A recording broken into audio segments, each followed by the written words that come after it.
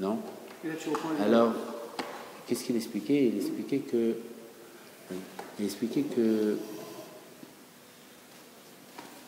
le fait qu'on a une volonté de s'attacher à Dieu, ça peut faire en sorte qu'on va donner notre vie, donner sa propre personne. C'est-à-dire quoi? Normalement, je passe devant quelque part, j'ai faim, c'est pas cachère. Je suis dans un endroit, il n'y a rien de cachère. Ben, je vais manger des fruits alors qu'il y avait des super bons plats. Je vais donner ma vie. Je vais donner mon aide pour Dieu. Et c'est pour ça qu'il s'est expliqué qu'il y a un mot qui dit c'est pour toi que nous sommes tués. Pourquoi je me suis tué? Je me suis privé pour toi. Parce que ma volonté profonde, c'est-à-dire que j'ai encore plus envie de m'attacher à toi que d'avoir du plaisir. Et chaque jour, il y a marqué je me suis tué chaque jour pour toi, Dieu.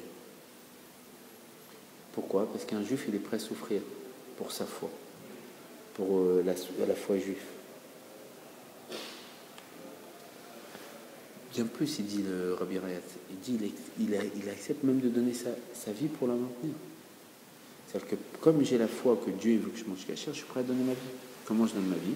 Je suis dans un endroit perdu, il n'y a pas à manger cachère, je veux manger des fruits. Je veux manger ce qu'il y a, je veux manger des choses sûres, au lieu de manger des bons repas. Donc je suis en train de donner ma vie à ce moment-là. J'ai envie de faire des choses qui sont contraires à Torah et Mitzvot, je ne les fais pas, je donne ma vie pour Dieu. Parce que ma volonté profonde, c'est de m'attacher à Dieu. Pour moi, j'ai encore plus de plaisir à m'attacher à Dieu que répondre à mes plaisirs limités. Mes plaisirs limités sont rien à compter du plaisir illimité que j'ai de vouloir m'attacher à Dieu. Et tout ça, ça vient de la volonté profonde de s'attacher à Dieu. Ça, il éprouve dans l'essence de son âme. Et il explique que comme ça, on voit que chaque juif ou femme ne veut et ne peut se séparer de Dieu. Ça, c'est l'Admor Razak qui me dit. Un juif, il ne veut ou il ne peut se séparer de Dieu. Pourquoi? Parce que l'intensité de cette volonté, par l'âme, lui permet de surmonter toutes les épreuves physiques.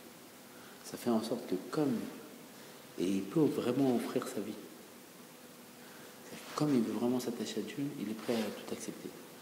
Tout, c'est donner sa vie, ne pas manger, ne pas ceci quand c'est pas cachère.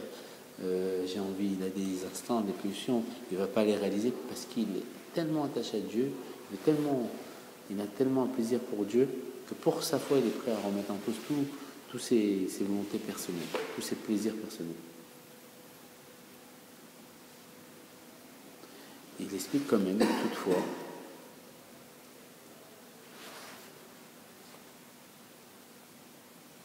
il dit que, par contre, ça ne peut pas marcher si quelqu'un n'est pas vraiment attaché à Dieu.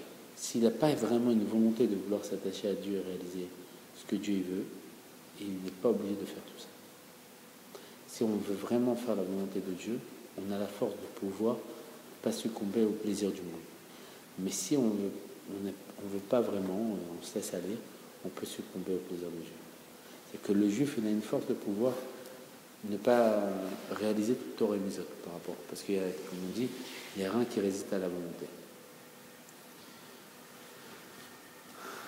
Et il explique maintenant un autre caractère de la volonté. Il explique une autre dimension dans la volonté. Il explique que c'est sa précision. La volonté est très précise. Pourquoi? Parce que la volonté, elle doit être mise en pratique de façon minutieuse. Le moindre fait des gestes. Je dois mettre les films d'une telle manière. À quel moment je fais la bénédiction. Quand je fais une bracha, une bénédiction sur un verre, je le fais avant de boire. Après de boire, je dois faire la prière à Harona, la prière de fin. C'est vraiment un détail précis. Et ça distingue de la Torah. Le fait que la volonté, c'est-à-dire le comportement lié, la volonté, c'est toujours la mitzvot.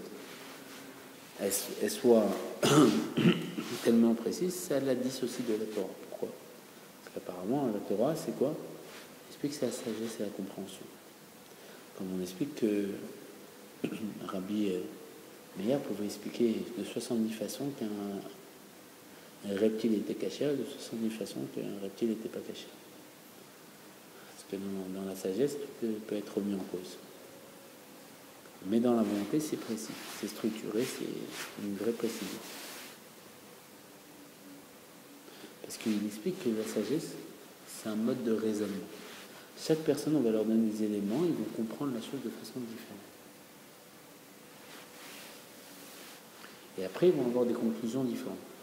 Comme on voit que Rabbi Hillel et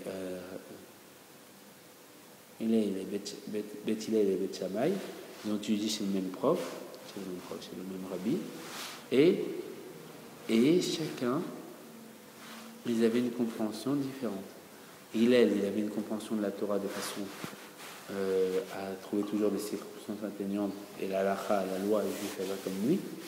Et Shammai, toujours, il trouvait le plus strict possible.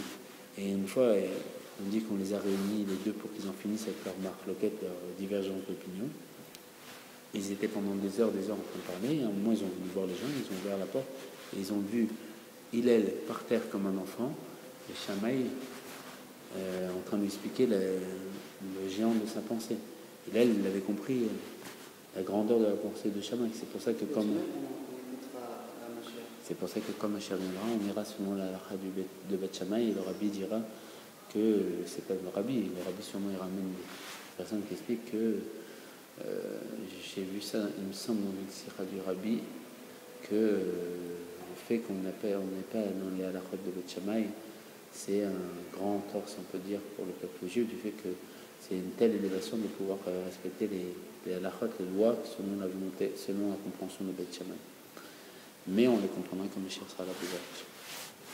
Il explique que les misot, en revanche, sont liés à la volonté. Ils peuvent être accomplis de plusieurs manières à la fois.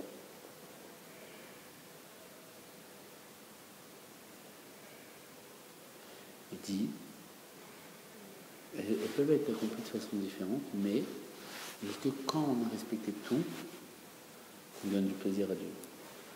C'est-à-dire quoi?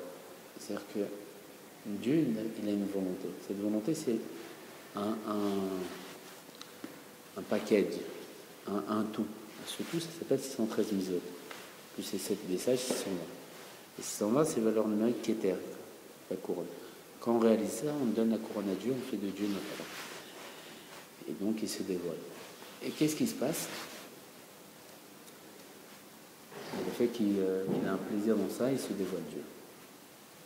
Dès qu'on réalise le plaisir de Dieu, Dieu se dévoile, et c'est la Géoula. Dès qu'un maître réalise tout ça, il apporte la délivrance